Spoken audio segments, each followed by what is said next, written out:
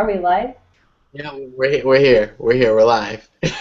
Hey everybody, it's me, Kajai, and I'm here with a fellow Scorpio rising, Josie. Tell them what your sun, moon, and rising. Well, I just told them what your rising was, but you know, Okay, Sun 22 degrees Aries and Moon 21 degrees Virgo. just throwing out numbers. Okay. Mhm. So we're about to have this. Basically, we're about to have this big pissing contest about why Venus and Virgo rocks and why hers suck. But we're gonna talk about Venus oppositions in this video. She has her Venus in Pisces and mine is in Virgo. And also we're gonna talk about the lunar eclipse that's coming and wherever else this conversation may go.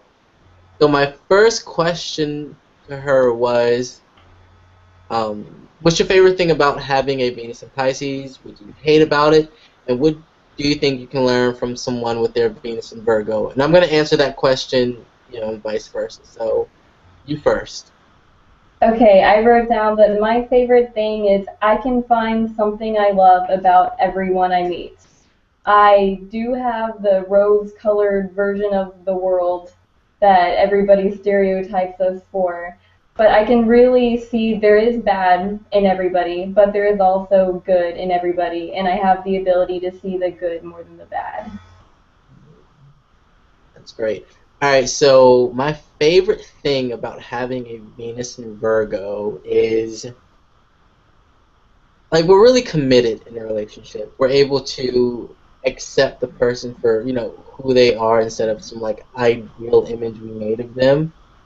But like what I hate about it is like how you say you can always see the good in people. Like the Virgo energy always goes for like what's wrong with them.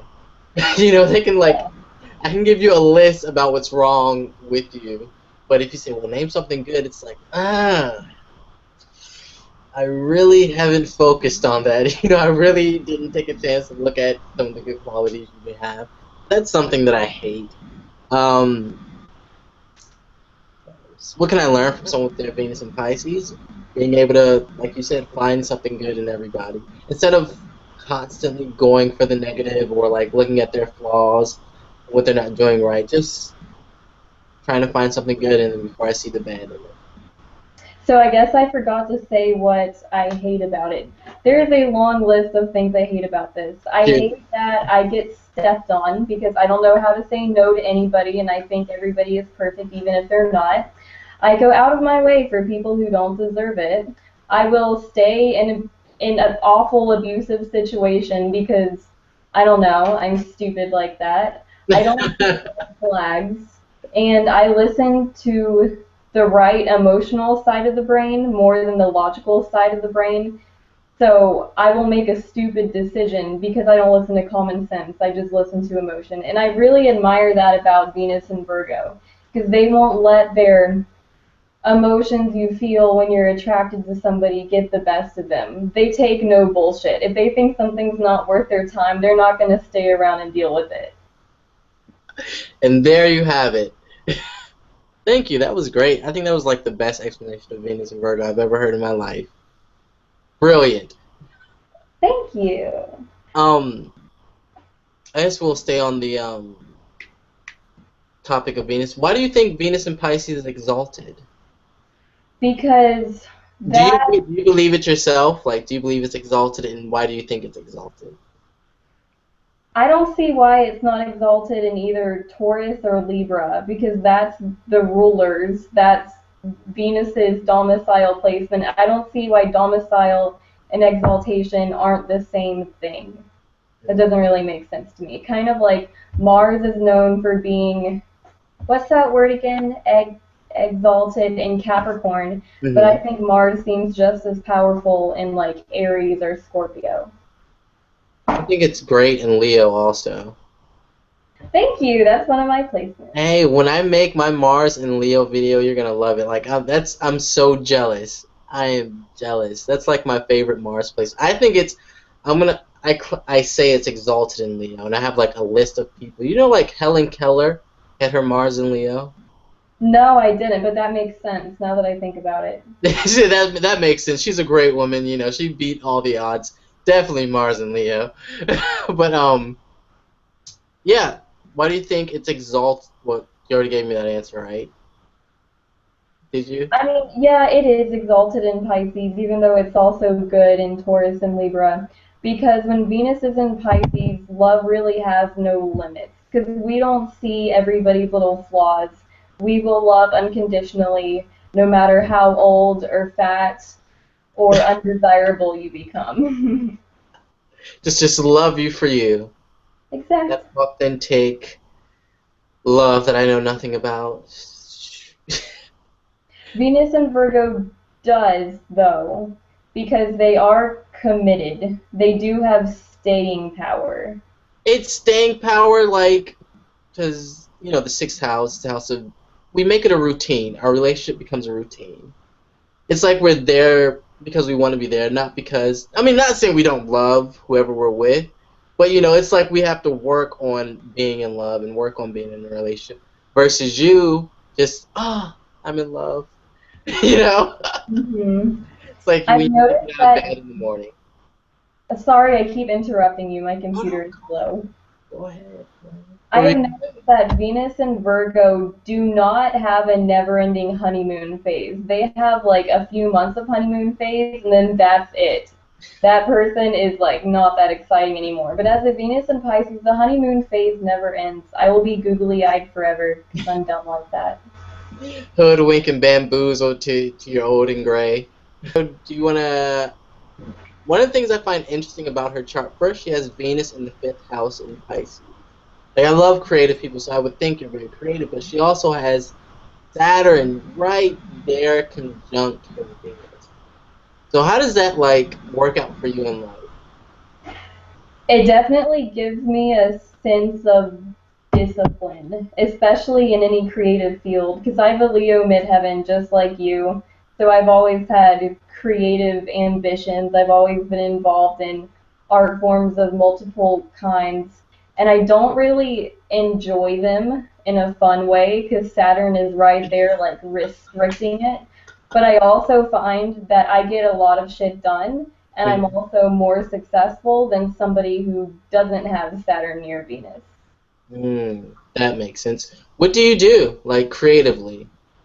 Right now, I'm a double major in college of dance and early childhood education. Oh, I dance too. You do? I do. I do. I'm in Nashville right now, Nashville, Tennessee, pursuing dancing and singing, all of that. Okay, I knew you were a musician of some I sort. can't step up to New York. That's the big leads right there. I don't know if I'm ready for that. No, it's really cold. I lived in New York for a year. It Oh, no, was you're not in New York? no, I was. Now I'm back in Florida. Oh, the Sunshine State. Okay, okay. Where in Florida? Jacksonville, up there with the Bible obsessors who think astrology is evil. How do you deal with them? Like when you bring up astrology? It doesn't bother me anymore because I know humanity is going to grow. As the Venus and Pisces, I think we are moving forward. It's a slow process, but it's getting better. And eventually, astrology will be accepted, and we're all going to be able to kind of speak this dialogue, and it won't seem so strange. So it doesn't bother me anymore. Yeah, taboo. I don't even argue it anymore. Like, especially like with someone who is religious. I'm like, it's the same thing. Like you believe in something that someone else may not believe in, but you believe in it because, I mean, based on the experiences that you've had in your life, you know. So that's what I just said. But how was New York? How was that whole process, that creative experience? Like, tell me about it.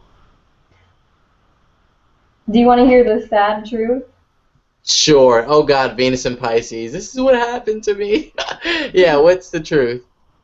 A lot of people don't move up in the ranks there, even though they're talented, because A, they're not willing to sleep their way to the top, and B, they're not willing to lie and manipulate. Because a lot of celebrities you hear about, famous names, they either had to sleep with people to get there, or they had to lie about something.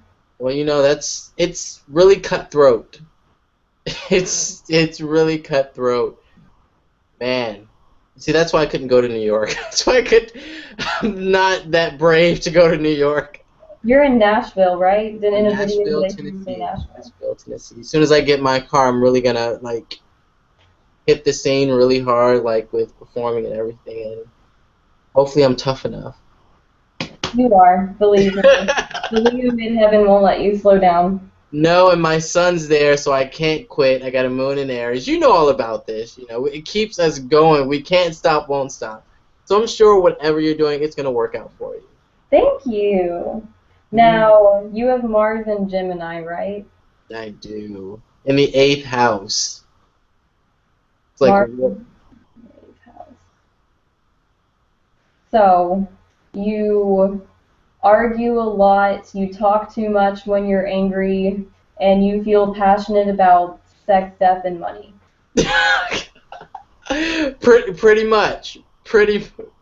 Well, I think everyone's passionate about sex, death, and money. Maybe sex and money. Death, I don't know about other people, but it's interesting. And I do argue. Well, I play the devil's advocate sometimes, just to, you know, like, get people going, like arguing for the sake of arguing. Okay, so what house is your Venus in? My Venus is in by 1 degree. It's in my 10th house. By 1 degree. So is it right next to your sun? No, it's in Virgo. My Leo midheaven starts at 12 point something, and it ends in Virgo like at 14 point something, and my Venus is at 14.0 something. So by 1 degree, it's in my midheaven. And people say, well, that kind of is interpreted like it's in the 11th house, but I really do feel like it's in my 10th house. Like when I read, you know, the interpretation, like it's there, just by like 1 degree, you know, its boobs in and its ass sticking out.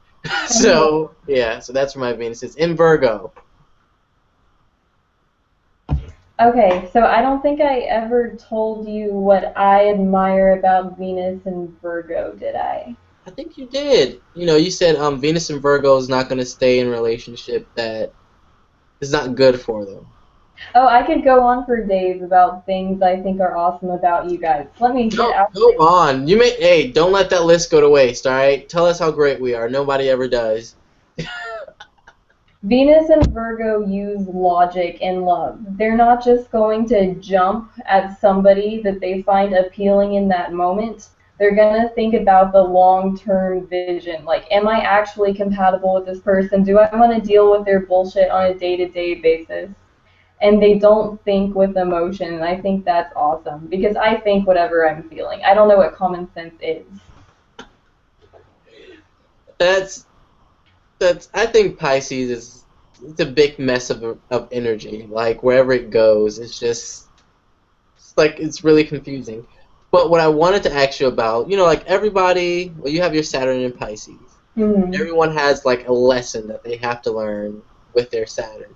You know, mine is in Aquarius, so you know I have to have this strong sense to remain an individual. What the hell is it like to have Saturn in Pisces? Like, are you like trying to escape, or like you have to deal with reality like everybody else? Like, what's it like? Definitely over the past few years, the theme of trust and who to actually give it to has came up a lot. Because Venus in Pisces wants to trust everybody. I naturally think most people are trustworthy. Mm-hmm. And then a combination of Scorpio rising and Saturn in Pisces always bites me in the ass, and I always end up getting stepped on because I trusted anybody and everybody with my dirty laundry. Really? I wouldn't imagine that. I mean, what are you first, second, or third deacon Scorpio rising? 5 degrees right next to yours. Right. I mean, I would think with that Scorpio rising, there'd be a wall there, and you got a lot of Aries in your chart, right? Sun and Mercury conjunct. Well, you know that Aries energy can be a real free spirit and just let it out, because my moon's in Aries. But I would imagine that Scorpio rising would sort of like protect you. It doesn't like turn on or like, because I don't tell anybody shit. It does. It definitely does. But once once I start to become attached to somebody, then all sense goes away. Man. That Piscean energy just sort of like ripped your Scorpio rising apart, didn't it? 'Cause Yeah, but I what else? still feel the effects of the Scorpio rising, though. It's like I kind of flip-flop between both in everyday life. Well, hey, we all go through things and we learn from them and then we get stronger. What else? The eclipse! The eclipse! Isn't it's a blood moon in Libra, right? Blood moon in Yes, Libra. it is a pink moon. And Uh, I think it's not a coincidence that this happens right after the squares between Pluto and Uranus just ended. So doesn't it seem like this is like a perfect finale to it? and Jupiter's going direct. Yeah. So yeah, Oh, Pluto just went retrograde. retrograde planet stuff, but we won't talk about that. But it's like a new beginning, right? Scorpio rising in Aries and all of that other dramatic stuff. I really like things black and white. Like you either Right. like it or you don't. It's either yes or it's no. And Libra is all about the gray area and it drives me fucking crazy. I just ended. Well, I had some friendships with people who had some Libra energy, and I was like, you know what, I can't do this anymore. Especially with that Scorpio rising, everything has to be black and white, no gray areas. I hate that shit. Yeah, but yeah, the full moon. I'm gonna take pictures. I'm going to. I see it as a new beginning. It's a new beginning, a fresh start, especially with Jupiter and Leo going direct. Like whatever you've been working on, how close is it? Your midheaven is around the same degree as mine, so it's probably conjunct your midheaven right now, right? Almost. I think it's at 13 right now and mine is 10 degrees. I wanted to mention to you though, let's think about the things that have happened in the Pluto Uranus squares over the past years. Hmm. Because don't you think over the course of history, things were kind of spread out, but over the past 2 years that we've had these squares, everything was pretty much all at once. So ISIS happened. We started figuring out information about ISIS. Hmm. The American media released information about the CIA torturing prisoners. The Ferguson violence, the Ferguson shootings happened. What else has happened? What's the Snowden guy that like took information from the government? Oh yeah, Ed Snowden. So Uranus is the planet of radical change, and Pluto is truth and depth and darkness and Production everything. and rebirth, regeneration. Now, don't you see this happening in the world? Yes, I do. That's one of the things I try not to pay attention to. But I see it all around. Like when you look at the news, I'm like, oh my god, this whole place is going to shit. But it's like I try to focus on me and getting somewhere, but it's like everywhere around you. It's like this shit's happening. But I think there's a lesson. I think there's a lot of things we sort of try to push under the rug. Like I said, I try not to pay attention to it. But I think all these squares are just trying to bring it all to the surface, especially with Saturn and Scorpio. Just bringing everything to the surface. And now that it's in Sagittarius, sign of truth, you know. So I think the world is, we now have to face the reality of certain situations like racism, like injustice, and the government fucking everybody over. Like we have to face these truths now. They're spilling over. They can't put the lid on it anymore. So that's what I think is happening. But don't you think it's not a coincidence that this full blood moon and eclipse in Libra just kind of seems like a way to tie it all off? Like there's something changing that's going to happen. We'll see. We'll see where it goes. But I really haven't paid that much attention to it. So we'll see what happens. And then we'll link back up, and then hopefully we won't be dead. Yay! So has Saturn and Scorpio been transiting your first house? Yes, since I don't know when, but it was a long transit because my rising is at um 6 degrees Scorpio, it's right next to yours. So what has your don't worry, I'll edit this video. So basically, since we both are first deacon Scorpio rising, what was your Saturn transit in your first house like? Like, what did you learn? So much, so much. I won't lie, it was hell, Hmm. but I feel like now that it's near the end and Saturn is sort of going in and out of Sagittarius, it's gotten better. I don't even know where to begin. So Saturn entered Scorpio when I was a junior in high school. And then after I graduated, I signed up to be an exchange student in Venezuela. So I was in, yeah, Ooh, can you salsa dance? yeah. I love salsa music. I listen to it every day. Latin music is the best. So I was in Venezuela as Saturn was entering my first house by a few degrees. And then President Chavez got shot. And then, well, they say that, but I think he's been dead for a long time. But anyways, and so then I got a I hate phone to call. interrupt you. Wait, because we both share Aries energy. So when Saturn was in Libra, it was also opposite your Sun and Mercury in your 12th house, right? Yes. And then it was opposite my Moon. So like we got what almost 6 years, what like 5 years of just like really horrible transits. Like, first go back to Scorpio. I'm sorry for interrupting you, but I was like, oh yeah, she's an Aries, so she's she knows what I'm talking about because when Saturn was in Libra opposite my moon, it was horrible. But go back to your story about President Chavez. I'm sorry. Oh, no problem. We'll go back to Saturn and Libra as well. So, anyways, I got a phone call that I had 3 days to get out of the country or else I would be put in jail. So, that was kind of like a Scorpio rising death and rebirth for me. You know how we go through those deaths like 3 times a year, I think you said once? And so Yeah. that was one of those deaths. And then I came back to the US and then I got fired from multiple jobs. And then I moved to New York and I encountered a lot of really bad people. I obtained a stalker. I had a near kidnapping experience. And then I moved back home. A boy asked me to marry him, and being stupid and being a Venus and Pisces, I was like, sure. And then we actually broke up on the last square, that Pluto Uranus square. And since that happened, well, actually not since that, but while that was happening, we got evicted from our apartment. Our both of our cars got broken into in the same month. We both went bankrupt at one point. We each lost a job. So much shit has happened.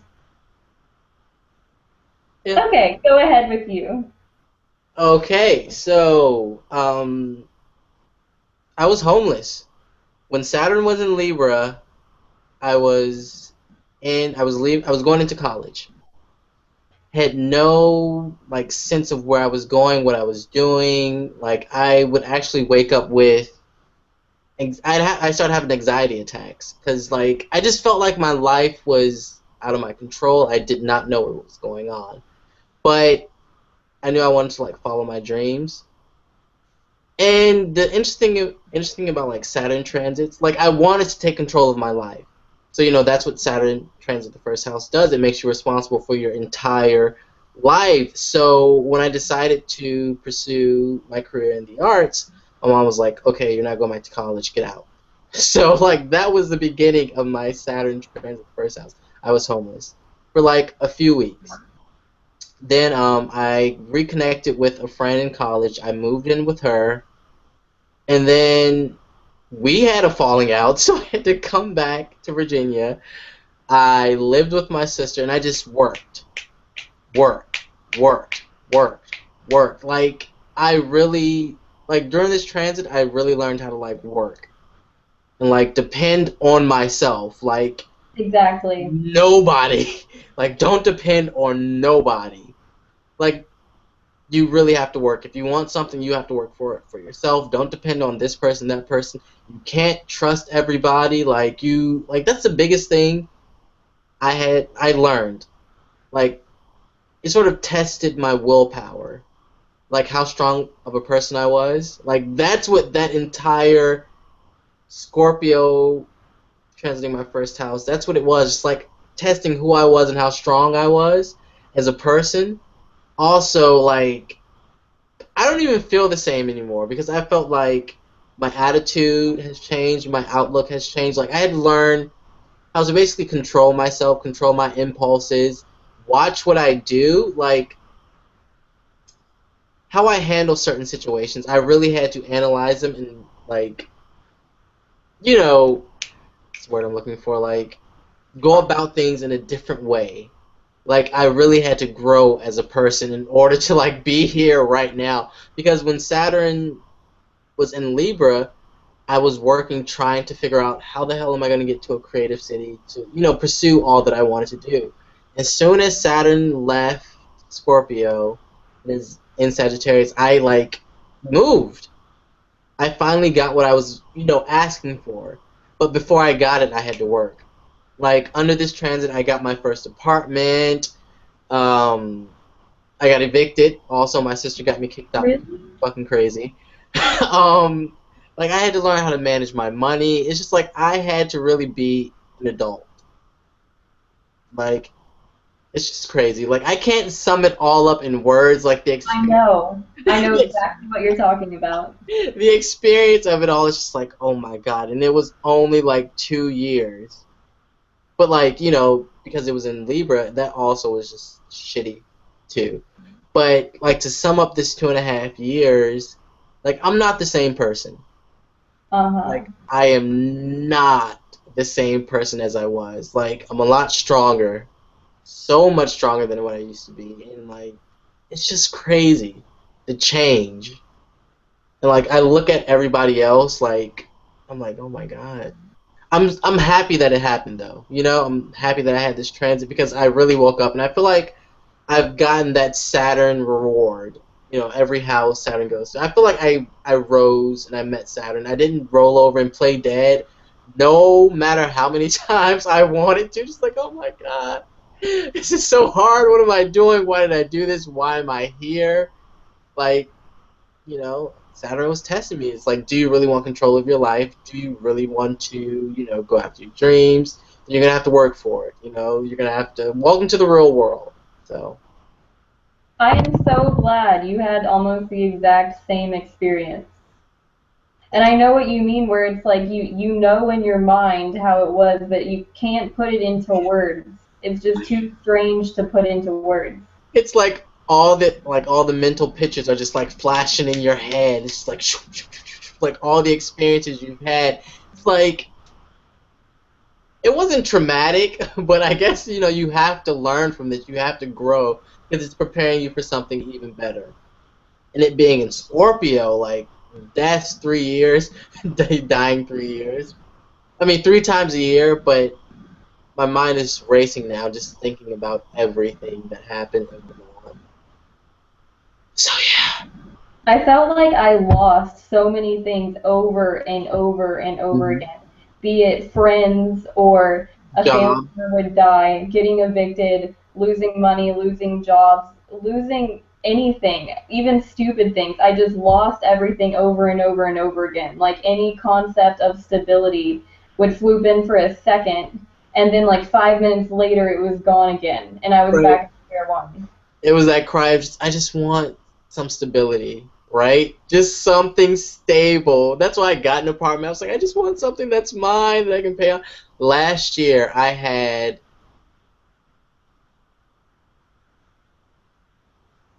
five or six jobs, and I felt like everyone was just sort of attacking me. I just want to show up to work, and I want to work, and it's like everyone is just attacking me.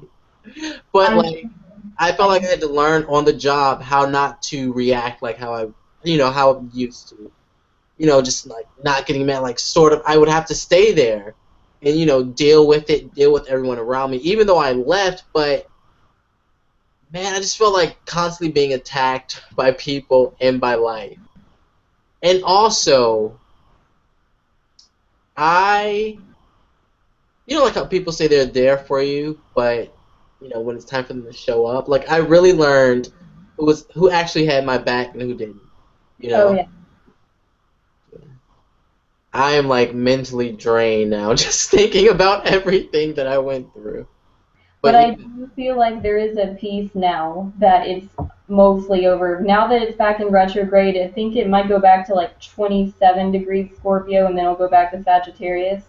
But that's not going to be nearly as bad. I just know intuitively that the worst is over.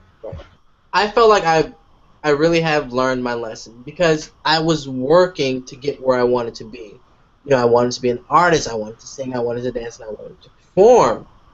So it's like Saturn was like, all right, you want this, but let me see if you know you're gonna stay the course. Let me see if you're gonna stick to it. I'm gonna put so much pressure on you. Let me see if you really keep sight of your dreams. Now, like, I find myself in Nashville. Found a steady job, found a steady place to stay. Like everything's working out. I'm getting a car this month, so it's like I really felt like I learned my Saturn transit the first house lesson. Like I became responsible for me. You know, I owned up to my own shit. I faced myself. You know, I didn't lie. I can't lie to myself anymore. I had to accept certain truths about myself. It was just so much, so fucking much in 2.5 years. But I felt like I rose to the occasion. I'm proud. I'm proud of myself. I felt like I graduated because I'm here and I'm making it. And I don't know a single fucking soul in Tennessee, but somehow I'm making it. So that And was now you look at everybody else and you're like, why have you guys had it so easy for so long? When's it going to happen to you? right. Or like people who have their like. I think it was harder on us because we were at that age where we were just coming into the world Uh-huh. and it hits us, boom. But like everybody I know have like Taurus ascendants, and I sort of feel bad for them. Like, oh, when you get later, like later on in life for you, oh, it's not gonna be pretty. I'm glad it happened to me when I was, you know, 18, 19, you know, 20, in my early 20s when I was just stepping out into the world, basically. Because I feel like I have a stronger sense of responsibility than my peers, you know. I feel like I'm more able to take care of myself than some of my friends, you know. Some of them are still living at home, still in Virginia. I'm like, dude, I've been to Virginia, I've been to North Dakota, I've been to North Carolina. Now I'm in Nashville, Tennessee, where I want it to be. And I see so many other people that are just sort of like stuck. Uh-huh. So it's like, you know what? I've had life experiences. I've had experience. So, oh my God. I should write a book. We should write a book. But yeah, that was my Saturn, and it was also square my sun. It was squaring my sun. So your ego got a major tone down. Redo, redo. I was humbled, and like just the massive change I went through. Like I can't put it into words, but it was a massive, massive change. So when it started out, conjunct my ascendant. And once it stopped that, it was squaring my midheaven and also squaring my Mercury. So like everything was just like I being reshaped as a person. The Scorpio themes. I died and I was reborn. I had a rebirth. And now I'm rising as a phoenix, ready for Saturn to transit my second house, which I feel like I'm just talking about myself, but go ahead because I think everything is sort of like a chain reaction. Everything is coinciding with each other. You know, when Saturn enters your second house, that's money, that's your possessions, that's the thing you value. And Uranus is also transiting my sixth house, which is, you know, daily routine.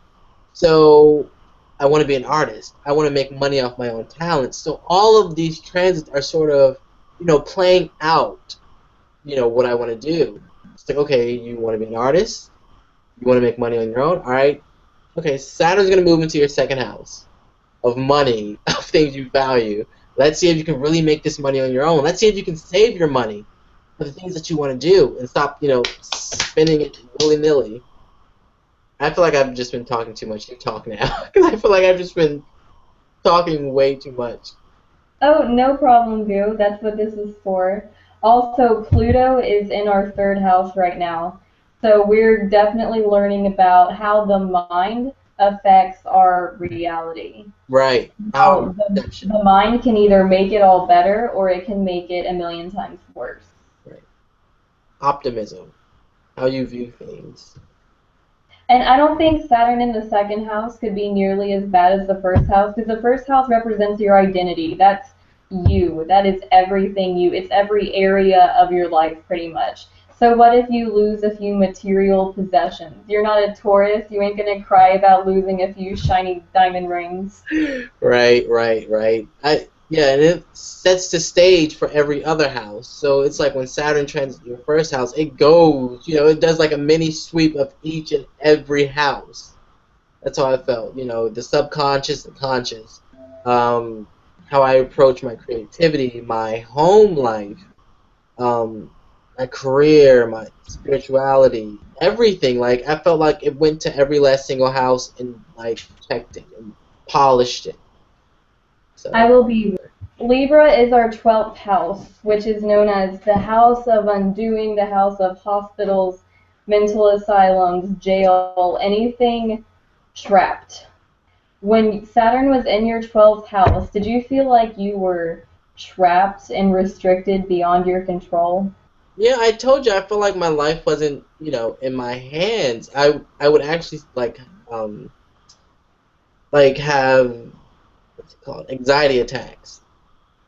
Like I've never had it before, but like when it was transiting my 12th house, I would wake up out of my sleep just shaking like, "Oh my God, it's gonna happen." Like I did not know what was going on. It's just like everything was just like spinning out of control.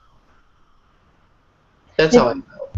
did you feel like you met a lot of really bad manipulative personalities who just perfectly knew how to take advantage of you?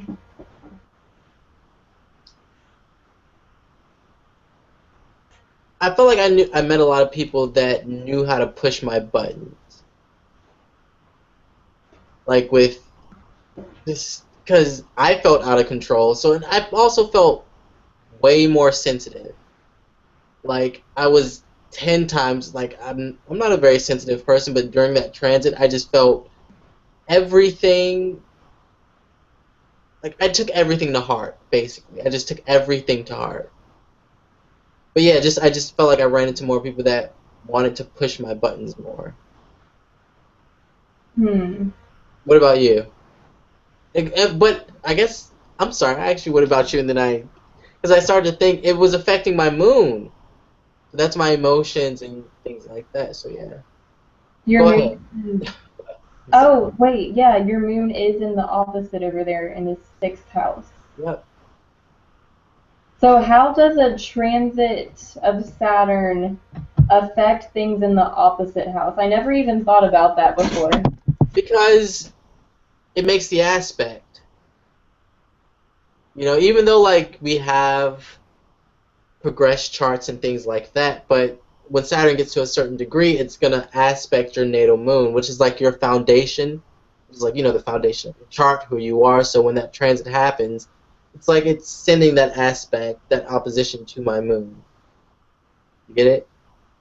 Yeah, I guess so. Can you explain to me the 12th house? I don't fully understand what a 12th house is. The Can 12th house is the house of, like you said, self-undoing, also hidden talents, the things that are not in your conscious mind that you don't really see in yourself because it is a part of you, but it's also like that thing you long for. Like with Libra in our 12th house, we really want relationships, but we're afraid of it. We don't really attach ourselves to it. It's like we have this deep need for love. You know what I'm saying? It's like this part of you that's locked away. That's true. Does I that make never did understand the concept of human relationships. Yeah. Even since I was a small child, it was always weird. So, because it's like, all right, we're all about ourselves. Because the opposite of that is Aries. So it's like well, not like what about me, but you understand how to be an individual. You don't know how to be in a partnership with someone. You don't know how to fully like sacrifice yourself to be, like a part of someone else, or no gray areas. You like it. You can't do that. You like it to be straight up honest and real. Well, that Libra energy, it's a part of you, but you just can't access it. Get what I'm saying? Sometimes I wish I could, because I feel like Aries gets the reputation of being like some sort of self-centered, arrogant bully, like we're some kind of villain. Hmm. But I don't think Aries is the villain. If anything, maybe Scorpio. But still, do you know what I mean? Like Aries gets the reputation of being this awful, self-centered person. Hmm. Though I don't think we are self-centered. I think we're just self-dependent. Yeah, I mean, I was gonna say we're self-dependent, but my moon's in Aries, so I understand being self-dependent. But we live in a world where everyone's not self-dependent. We live in a world where everyone's dependent on someone else, or looking for someone else for happiness, or anything. And so when the Aries comes in, it's like, no, I got this. I'll do it on my own. No, no, no, no, no, no. It's like, oh, well, who the fuck do you think you are? Because we live in a world where everyone's dependent on something. Or, a Libra will dress up to look nice for everyone. The Aries will dress up to look nice for itself. Because I want to wear this. Libra takes in the consideration of what others think. Aries doesn't. Even though, they should, but, it's that independent energy that is lacking in this world. If you know what I mean. I know exactly what you mean. I get what you're saying. Because Leos get a bad rep, too. I think all fire signs, I think fire signs and Scorpio get a bad rep. No, I'm pretty sure everybody seems to really like Leo and Sagittarius. Maybe it's just me because that's my sun sign is Aries, but I feel like nobody likes Aries. Anytime you go on one of those basic astrology websites that we all hate and you read about the basic descriptions, Leo is so fun and so heartwarming and generous. People hate us. I mean, I've seen some videos, they call us arrogant. Well, the same thing that they do about Aries, arrogant, self-centered, bossy, da-da-da-da-da. Yeah, we get the hate, too. I think the reason Leos are more well liked though is because kind of like Libra, they're willing to bullshit and not be quite so blunt, where Aries will just straight up be like, I don't like you. Who are you? I don't like your shoes. I don't like your face. I don't like anything about you. Yeah, that's something I had to learn like certain energy in my chart. I've learned to sort of have to tone down, especially Aries, because if I'm not one to throw like subliminal shots at anybody, especially like if I'm pissed at work. You're gonna know I'm pissed at you. If you ask me, I'm gonna tell you I'm pissed at you, which they frown upon at the job. So Aries is very straightforward, which I like, but I wish more people could be straightforward, but we live in a world where everyone likes to subliminally attack each other. What do you think about the energy mix of Aries and Scorpio? I've read that that's not that great because it doesn't actually form an aspect, but since both of them's natural ruler was Mars, I feel that either two people, an Aries and a Scorpio sun, mesh really well, and so does it when, like you and I, when it's in one person's chart strongly, like an ascendant and a sun or moon. I think it gives us tremendous drive because at the end of the day, it's ruled by Mars. I think it gives us great drive and willpower and the ability to endure because they're both warriors. So, we got that go-getter mentality about anything we do. We have passion. We're not going to talk the talk. We're really just going to walk the walk. There's a common argument out there about who's the strongest sign. Is it Aries or is it Scorpio? And sometimes I think it's Aries, because I mean, Scorpio definitely has its strong points. It does die and rebirth and never stop going. But they can kind of be, they can't just go and just do it and do it full out like Aries does. Right. I was having this conversation with a friend yesterday about Aries moon and Scorpio moon. Okay, both ruled by have that Mars energy, but at the end of the day, I think Aries is the more positive side of that Mars energy. You know, Aries is able to say, fuck it, I'm going to move on. You know, no matter what obstacle comes in my way, I'm just going to keep, you know, my eye on the prize, where Scorpio will sort of get stuck and, you know, focus and obsess about one thing or let something affect them, and it'll eventually, like, hold them back. Get what I'm saying? Like, an Aries can let shit go. Uh-huh. Scorpio can't. You know? And them not letting things go will hinder them in the long run. You know, they carry too much baggage with them, where the Aries drops that shit and just, you know, keeps going. An Aries will come and shoot you in the face, while Scorpio will plot your murder. So the Aries is gonna kill you before you get before you get a chance to, you know, kill it. But yeah, I think Aries is a lot stronger than Scorpio. Good. I'm glad somebody else agrees on that. I mean, because I have the energy and I know, like, who's gonna kill who first. You know, if you put Aries and Scorpio in a ring and say, all right, one of you has to kill each other, the Aries is going to walk up to him and try to, you know, give him the best that he's got.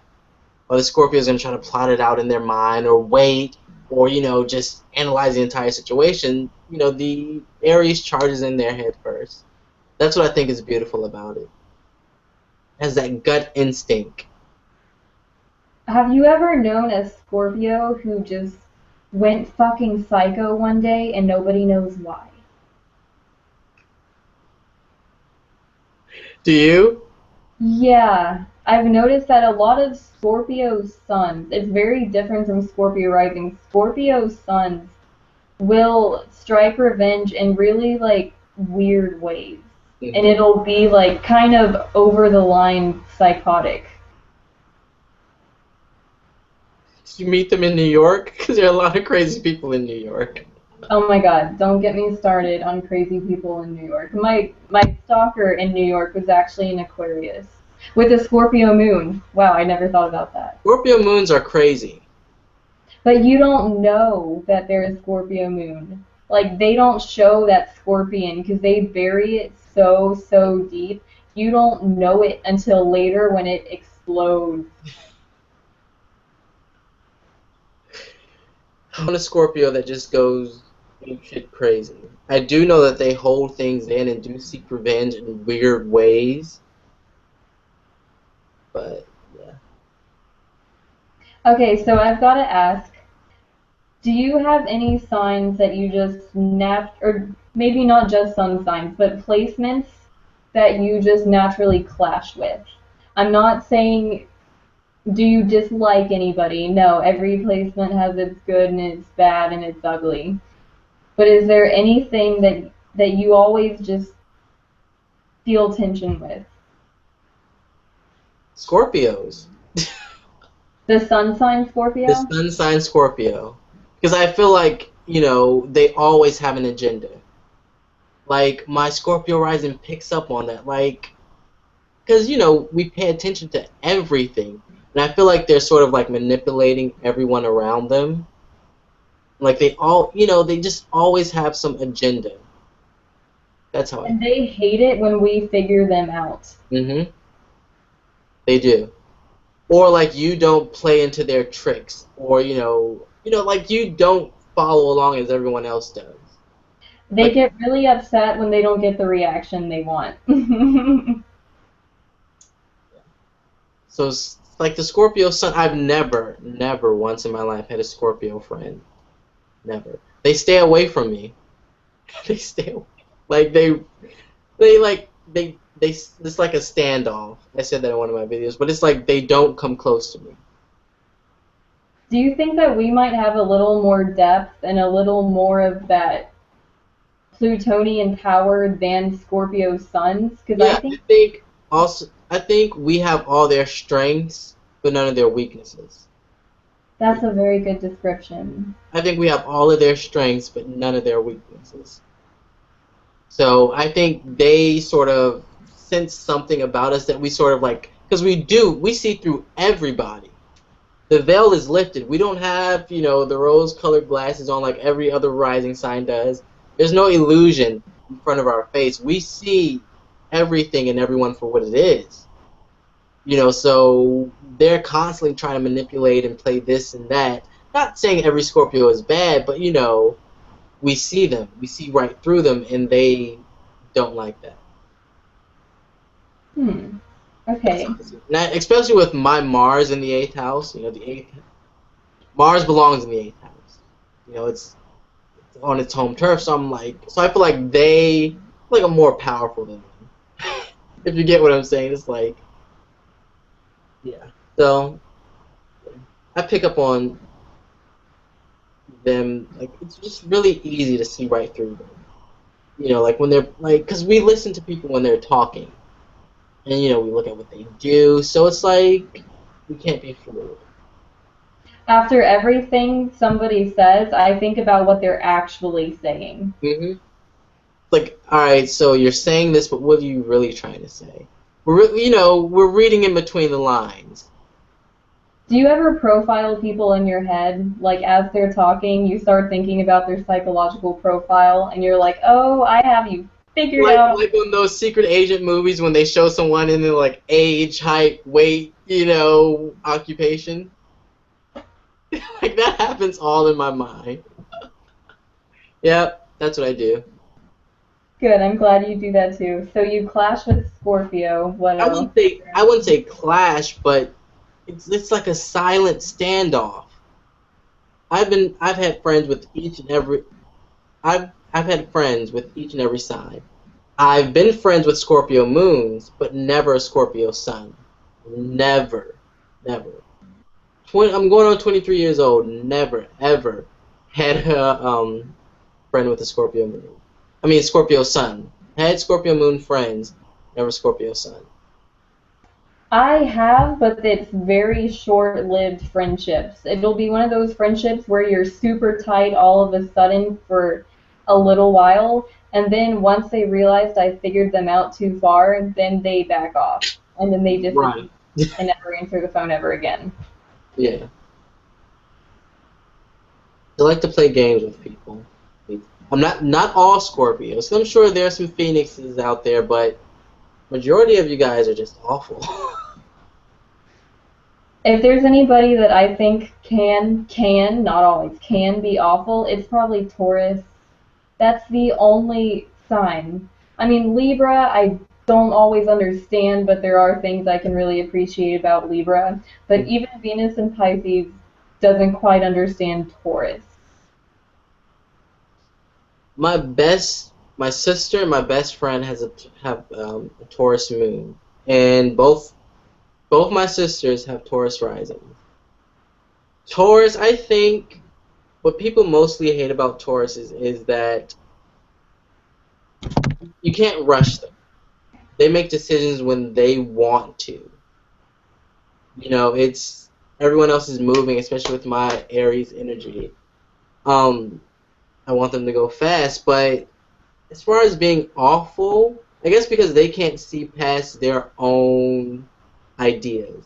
Or like when they do something, they can't see past what they may have done wrong. Get it? Yes, no? Yeah, I do, except for they never do start moving. Yeah, they never start moving. If they could sit on their couch and their smell good aromatherapy candles and their fluffy cushions forever, they would. And if you take away their material things, that's the end of their world. And of course, go ahead. That's why I think Saturn going through the second house isn't going to be that bad, because all that you're going to lose is Taurus things, like material shit. Like, oh well, you've been through worse. You'll get over it. That's what I'm like. I can handle any Saturn transit now. I can handle any Saturn transit now. But what is it that you really like? Do you really want to be a dancer? Uh-huh. Ah, Well, I mostly want to teach because when I think back to when I was a child, who were the people that really inspired me? It was my dance teachers. that's good. What type of dancing are you going to teach? Anything classical, boring, I know, but that's my strong suit. You should put some videos up. And when is your are you gonna finish the Venus series? I am. Did you watch Venus and the Fire Signs? I did, of course I did. Do you know anything about Vedic astrology? Yeah, I mean, I don't really understand it. I know what it is. But yeah, my Venus in Vedic astrology is in Leo, and it's in my 10th house in Western astrology. It's in Virgo, but the house that rules it is Leo. So I pick up on that Venus and Leo energy. I think it's like one of the best positions. Also Mars and anything in Leo is great. But so when are you gonna finish this Venus series? It's Um, late. It's 12:35 a.m. So I'm rambling. Here. oh, please let me know when it's time for you to go. Please let me know. I won't be offended. Oh no, is there anything else you want to say before we sign out? Thank you for this. It's been fun. I don't know if I've just ran my mouth about nothing the whole time and you're bored with me. I have no Oh, idea. I oh guess. no, I'm gonna go back. I'm gonna edit it. It's gonna get all of our rambling about Saturn transiting our first house. It's gonna be great. It's gonna be a long ass video, but it's gonna be great. Well, thank you for everything. It's been fun. Thank you for joining me. Thank you everyone for watching, and we're gonna sign off. I'm gonna eat something and go to sleep. Bye. Namaste.